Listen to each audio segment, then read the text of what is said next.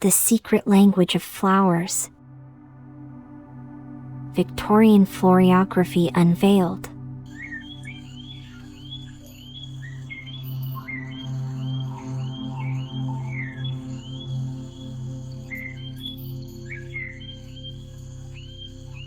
Welcome, gentle scholar. Tonight, as moonlight casts a silver hush upon the world, we invite you into a garden not just of petals, but of meaning, a place where flowers whisper secrets and every bloom tells a story. This is not merely a documentary. It is a soft and fragrant walk through the hidden language once spoken in the parlors and gardens of the Victorian age. A world where words were too dangerous, emotions too delicate, and flowers carried the messages hearts could not voice. So breathe deep, relax. Let your thoughts loosen like lavender on the breeze. For the next few minutes, we will wander together through the mysterious world of floriography. Chapter 1. What is floriography?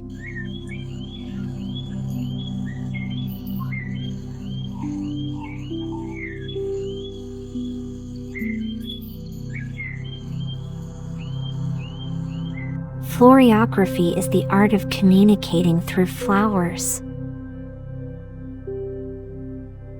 In the 19th century, particularly during the Victorian era, when polite society discouraged direct expressions of romantic or emotional sentiment, lovers and friends turned to blooms to say what their lips could not.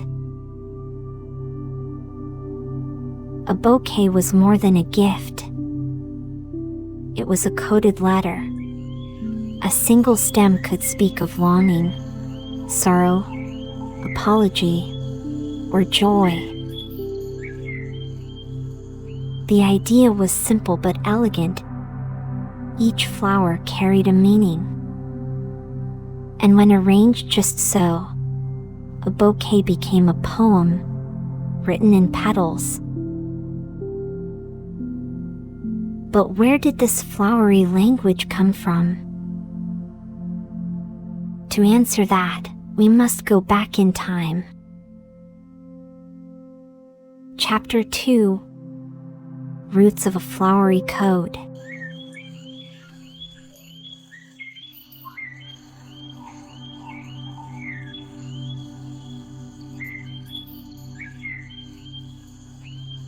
While the Victorians popularized floriography, the concept itself is ancient.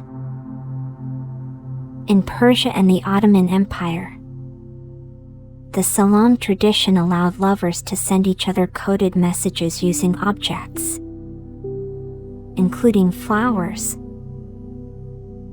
These customs traveled to Europe through trade, colonialism, and fascination with the East. By the early 1800s, Europeans, particularly the British and French, embraced the concept.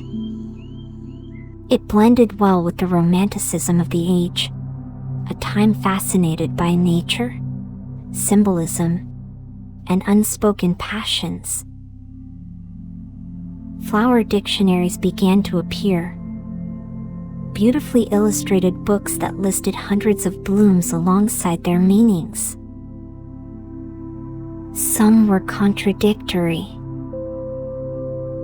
some invented, but all shared one trait: a deep belief that flowers could speak. Chapter 3. Common flowers and their meanings.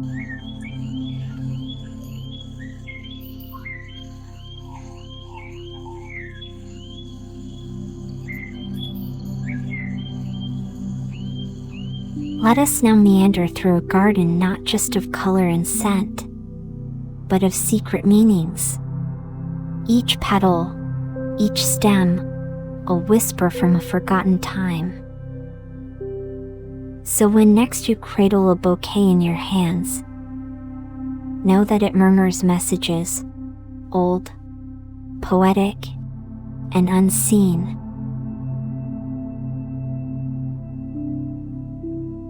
Red rose symbolizes love and passion, perhaps the most famous symbol of romantic affection.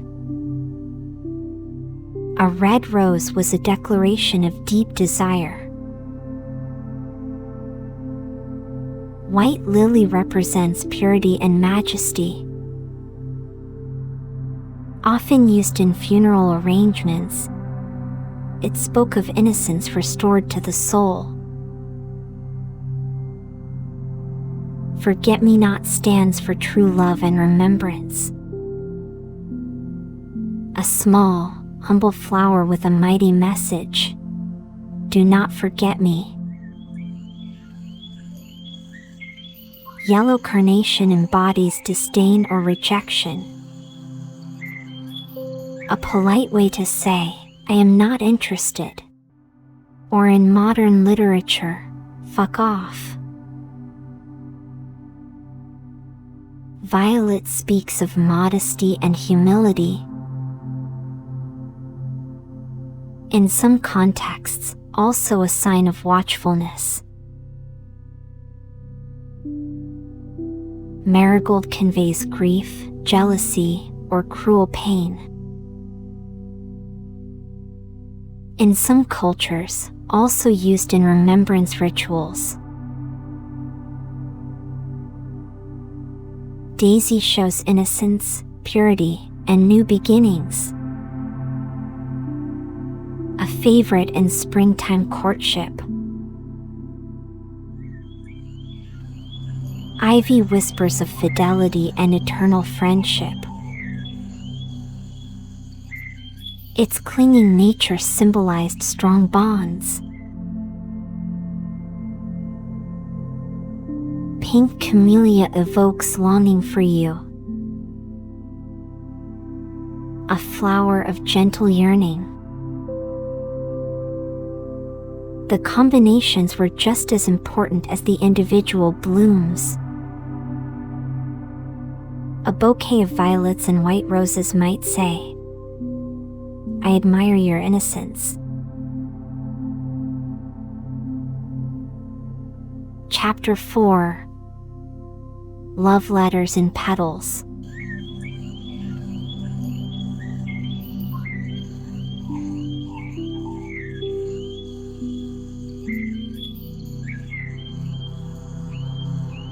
In a society where holding hands in public was scandalous and glances could ignite gossip, flowers offered a way to navigate courtship with elegance. Lovers would exchange tussie-mussies, small, handheld bouquets wrapped in lace or ribbon. The flowers within were selected with care and often responded to previous bouquets, creating an ongoing conversation. Sometimes, even the way flowers were presented had meaning. Upright, affirmative or happy sentiment.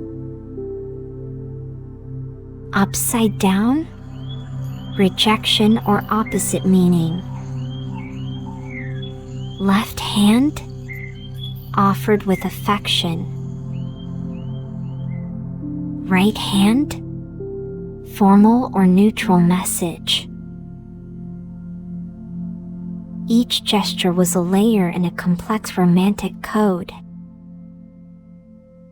Some suitors became skilled in floriographic poetry, composing entire letters in floral form. Others relied on popular flower dictionaries, which became bestsellers in Victorian households. Chapter 5. Mourning, Memory, and Grief.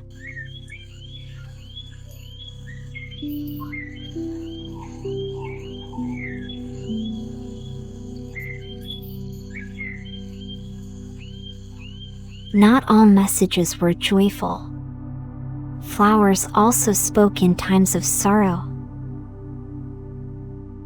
Victorians practiced elaborate mourning rituals, and floral arrangements played a key role.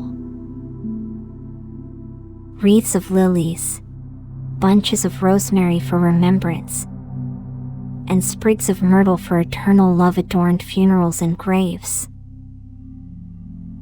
Even Queen Victoria herself was deeply involved in such symbolism, laying floral tributes throughout her widowhood after Prince Albert's death. Floriography was also about subtle protest or passive resistance too. A bouquet of white carnations and bay leaves might signal support for a military campaign. A nosegay including rue could suggest regret or defiance. Women especially used flowers to express themselves in a time when their voices were often silenced. A carefully chosen corsage might communicate what a diary could not. Chapter 6: The Decline and Resurgence.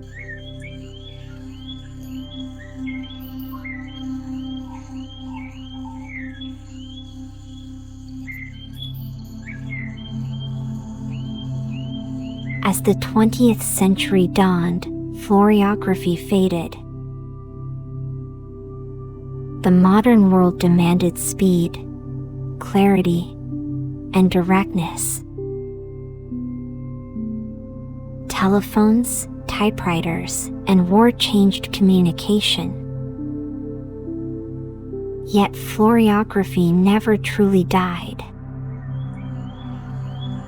It lives on in wedding bouquets, Valentine's Day roses, and funeral wreaths. And in recent years, there's been a quiet revival. Artists, poets, and gentle souls were once again drawn to the secret garden of flower symbolism. Perhaps we are tired of shouting. Perhaps we miss the whisper. Finally, a language worth remembering?